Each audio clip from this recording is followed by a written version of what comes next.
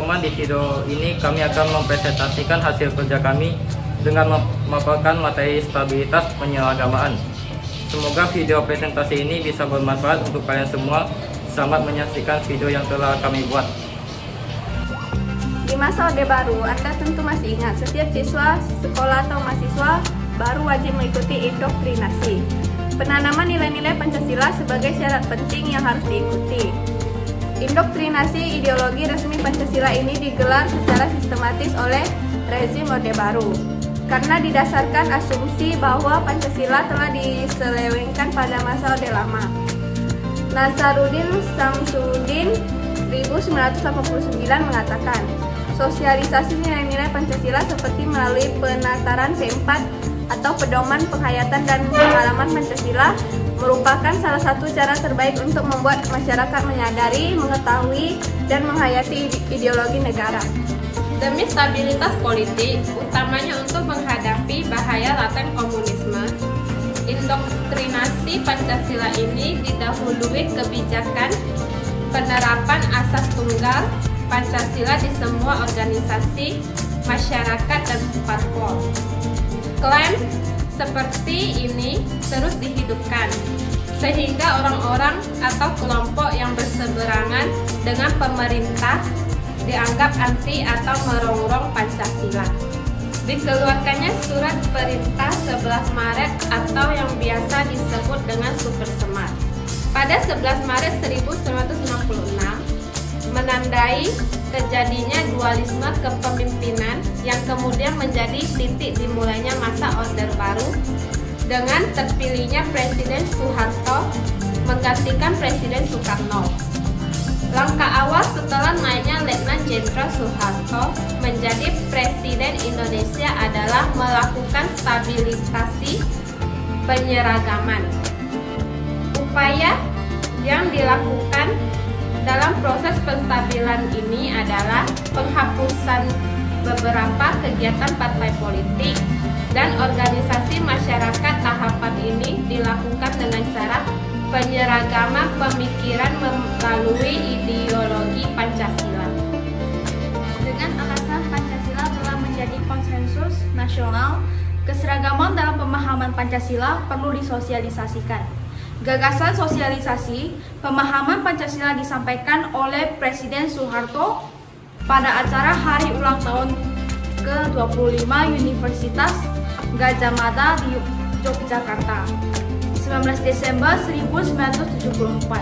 Kemudian dalam pidatonya menjelang pembukaan Kongres Nasional Pramuka pada 12 Agustus 1976 di Jakarta, Presiden Soeharto menyerukan kepada seluruh rakyat agar berikrar pada diri sendiri mewujudkan Pancasila dengan mengajukan Eka Prasetya Pancakarsa bagi ikrar tersebut. Gagasan disampaikan oleh Presiden Soeharto ini memulai dibentuknya sebuah penyusunan pedoman yang akan dikenal sebagai P4, Pedoman Penghayatan dan Pengamalan Pancasila. Eka Prasetya Pancakarsa diwujudkan melalui penyusunan pedoman penghayatan dan pengamalan Pancasila yang biasa disebut juga P4 yang dipandang sebagai janji yang teguh, kuat, konsisten, dan tulus untuk mewujudkan 5 cita-cita, yaitu 1. Takwa kepada Tuhan Yang Maha Esa dan menghargai agama dan kepercayaan orang lain. 2. Mencintai sesama manusia dan tidak bersikap sewenang-wenang terhadap orang lain. 3. Mencintai tanah air dan menempatkan kepentingan negara di atas kepentingan pribadi atau golongan. 4. Demokratis dan patuh pada putusan rakyat eksa. 5. Suka menolong orang lain. Rancangan P4 kemudian disahkan pada tanggal 21 Maret 1978 menjadi MPR nomor 2 MPR 1978. Kemudian dibentuklah komisi penasehat presiden mengenai P4 yang dipimpin oleh Dr. Reslan Abdul Ghani oleh pemerintah dan Badan Pembinaan Pendidikan Pelaksanaan P4 (BP7) yang berkedudukan di Jakarta sebagai badan pelaksananya. Tugas dari BP7 adalah untuk mengawasi pelaksanaan program penataran P4 yang dilaksanakan baik secara nasional maupun regional.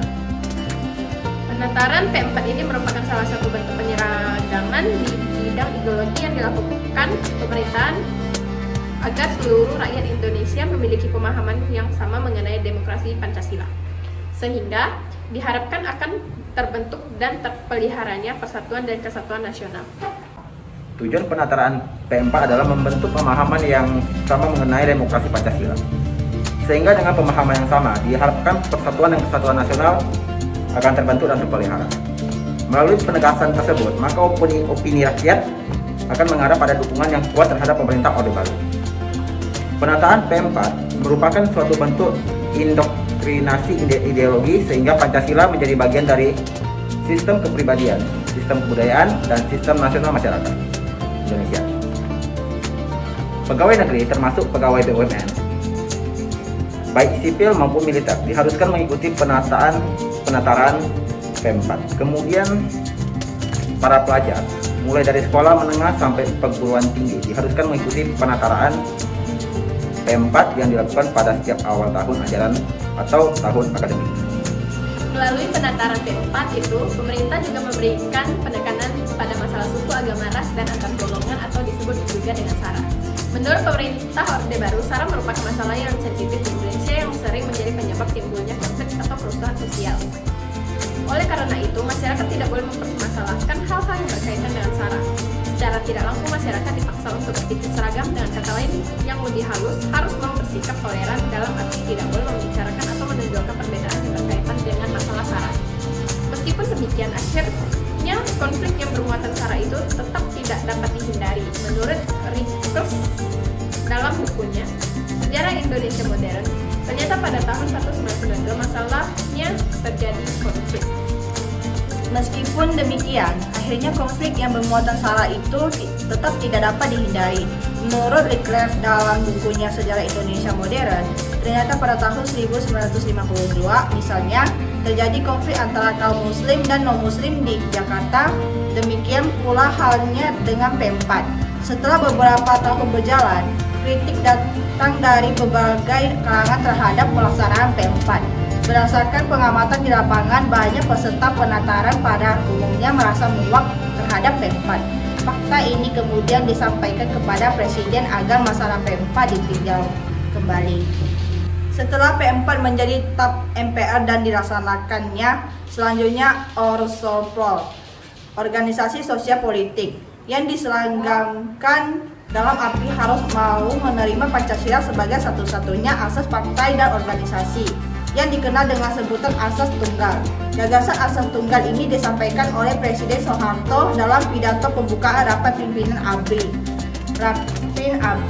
di Pekanbaru, Riau tanggal 27 Maret 1980 dan dilontarkan kembali pada acara ulang tahun Korps Pasukan Sandi Yuda Kopasanda di Cijantung, Jakarta 16 April 1980. Gagasan asas tunggal ini pada awalnya menimbulkan reaksi yang cukup keras dari berbagai pemimpin umat Islam dan beberapa purnawirawan militer ternama.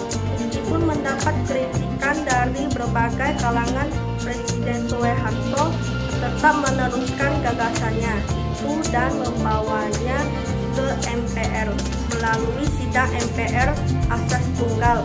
Akhirnya diterima menjadi ketetapan MPR, yaitu TAP MPR nomor 11 atau 1983.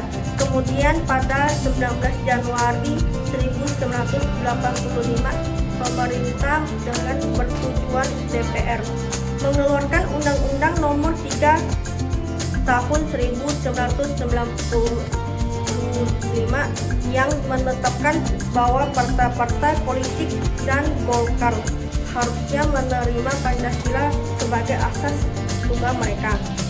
4 bulan kemudian pada tanggal 17 Juni 1985 pemerintah mengeluarkan Undang-Undang nomor 8 1985 tentang Ormas yang menetapkan bahwa seluruh organisasi sosial bawah atau massa harus mencantumkan Pancasila sebagai asas tunggal mereka. Sejak saat itu, tidak ada lagi sospol yang menerapkan selain Pancasila. Semua sudah seragam demokrasi Pancasila yang mengakui hak hidup Bhinneka Tunggal Ika. Dipergunakan oleh pemerintah Orde Baru untuk mematikan kebinekaan, termasuk memenjarakan atau mencekal tokoh-tokoh pengkritik kebijakan pemerintah Orde Baru.